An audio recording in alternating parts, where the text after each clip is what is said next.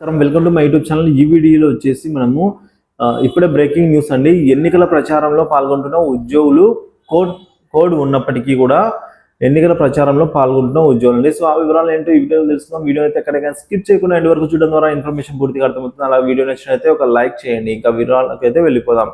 ఎన్నికల ఫీల్డ్లో తొండాట అండి. సో వైకాపా ఫీల్డ్ అసిస్టెంట్ల ప్రచారం.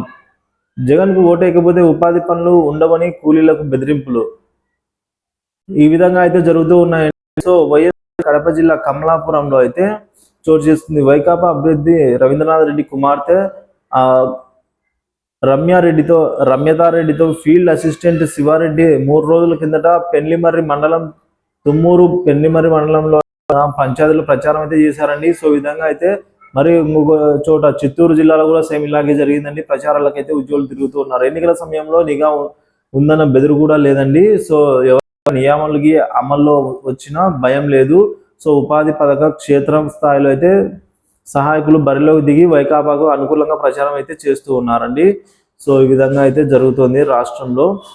సో మరి చూడాలి ఎన్నికల ఫీల్డ్లో ఈ ఎంతవరకు సాగుతుంది, ఎంతవరకు అనేది వివరాలు అయితే తెలియాల్సి ఉందండి. ప్రచారం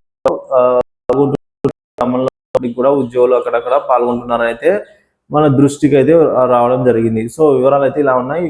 మరి వారికి చర్యలు తీసుకుంటారా లేదా, వైకాపా ప్రభుత్వమే ఉంది కాబట్టి ప్రస్తుతం వారి మీద ఎటువంటి చర్యలు తీసుకోదా, సో ఇవన్నీ వేచి చూడవలసిన అంశం అండి. సో వివరాలు అయితే ఇలా ఉన్నాయి. ఎప్పటికప్పుడు తాజా అప్డేట్ న్యూస్ కోసం మన ఛానల్ని సబ్స్క్రైబ్ చేసుకుని ఫాలో అవుతున్నాను. Thank you for watching this video.